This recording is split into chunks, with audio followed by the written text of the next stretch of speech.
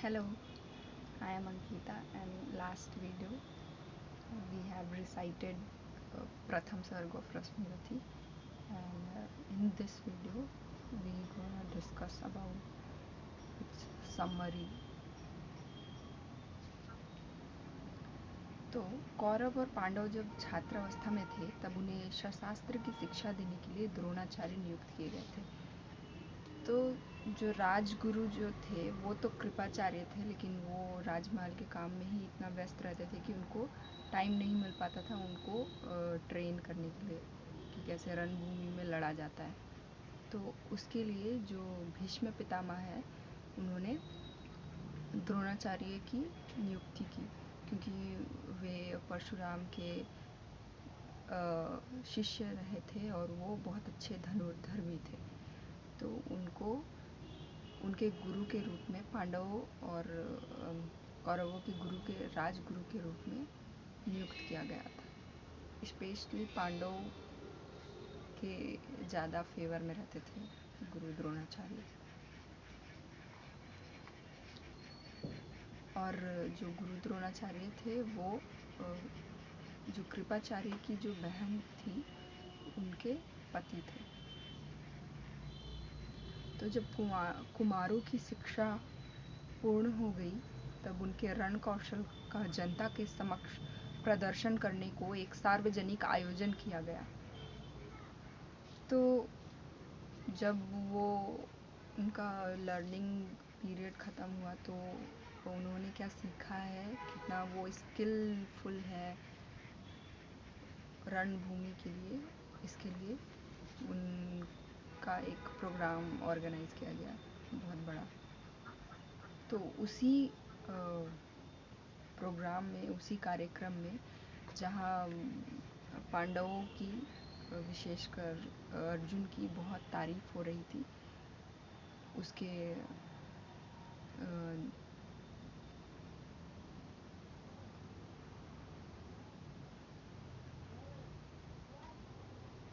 तो उसी कार्यक्रम में जहाँ अर्जुन की बहुत ही तारीफ हो रही थी, बहुत प्रशंसा बटोर रहा था, वो अचानक से कर्ण आ जाता है और चैलेंज करने लगता है अर्जुन को कि अगर तुम इतने ही स्किलफुल हो तो मेरे साथ कंपटीशन करो। तो फिर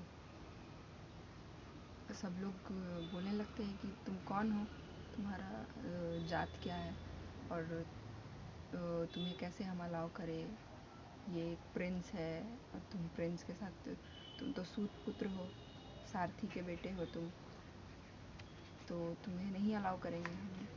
जबकि कर्ण कुंती का, जो पांडवों की माता है, उनका सबसे पहला पुत्र था, जिसे उन्होंने सूर्य का आह्वान करके प्राप्त किया था उसे, पर लाज लज्जा के भय से उसे नदी में बहा दिया था। तब फिर उसे एक सारथी ने अपने बच्चे की तरह पाला, इसलिए वो सूतपुत्र के नाम से जाना जाता था।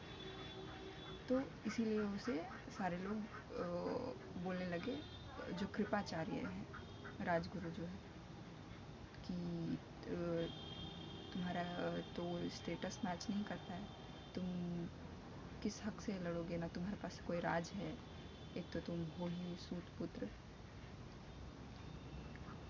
तो इस बात से कि वो कुंती के ही पुत्र रहे हैं, सारे लोग अनजान थे। तो ये सब जब बकझक हो रहा था, तो जो कौरव के जो सबसे बड़े ये थे दुर्योधन, तो वो बीच में आके इंटरफेयर कर देता है, क्योंकि इन सभी में, जो कौरव और पांडवों में अभी भी राजपाट का बंटवारा नहीं हुआ था। तो अभी भी ऐसा अनाउंस नहीं हुआ था कि नेक्स्ट राजा कौन बनेगा। तो कर्ण के स्किल से सभी को जब वो आके इंटरफेयर किया और चैलेंज करने लगा, तो सभी को समझ में आ गया था कि स्किलफुल तो है, इसमें बात तो है।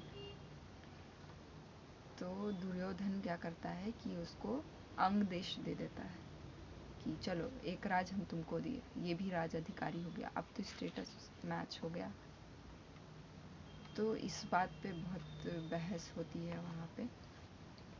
तो फिर जो वहाँ पे जो जितने गुरुजन होते हैं, द्रोणाचार्य, कृपाचार्य, भीष्म पितामह, ये सभी फिर मना कर देते हैं आकर के कि क्यों बहस कर रहे हो।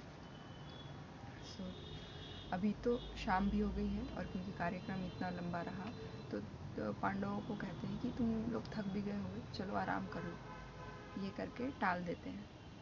तो कर्ण बार बार टोकता भी है कि तुम कायर हो क्या, तुम मुझे मेरे जात के हिसाब से चैलेंज कर रहे हो, अगर तुम में सच में स्किल है तो तुम आ जाओ, मेरे से कंपटीशन करो। लेकिन जो कृपाचार्य हैं और द्रोणाचार्य हैं, ये लोग एक तो सरप्राइज़ हो जाते हैं कि ये मतलब कहाँ से आ गया, कैसे सीखा। और क्योंकि द्रोणाचार्य जी का भी था कि वो अर्जुन को सबसे बड़ा धनुर्धर इस दुनिया का बनाना चाहते थे।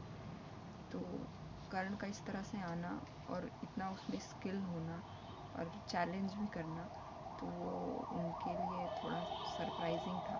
तो वो लोग मना कर देते, बोलते नहीं नहीं चलो शाम हो गई, घर चलो। तो उसके बाद वो लोग निकल जाते हैं वहाँ से। और जितना ऑडियंस भी रहती है, वो लोग भी जब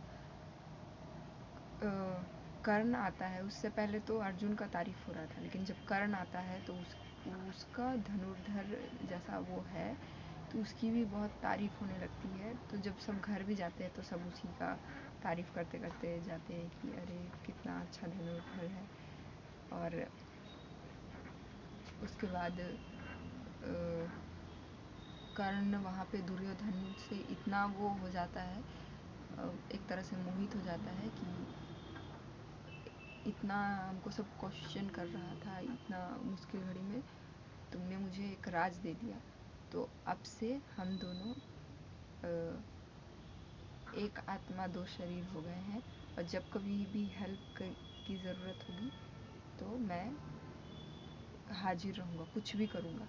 जो कि दुर्योधन भी एक्चुअली चाहता था, क्योंकि उसको भी कहीं ना कहीं था कि अगर कभी इसमें इतना स्किल है, अगर मुझे यूटिलाइज़ करना होगा तो इसको यूज़ कर सकते। इसलिए भी वो उस माइंडसेट से भी वो इंटरफेयर करता है और उसको अंग देश दे देता है और उसको अंग देश का अधिकारी बना देता है।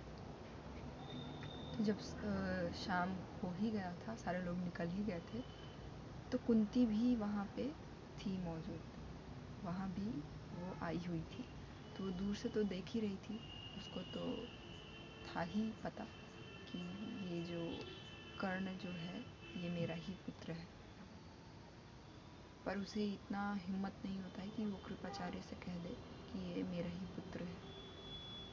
और उसको इस बात के लिए वो इतना खेदित होती है, उसका इतना खेदित होता है उसका मन कि मेरा पुत्र होते हुए भी मैं वहाँ पे कुछ नहीं बोल पाई और मैंने ही इसे छोड़ दिया था, इसके कारण ही इसने इतना भेदभाव झेला।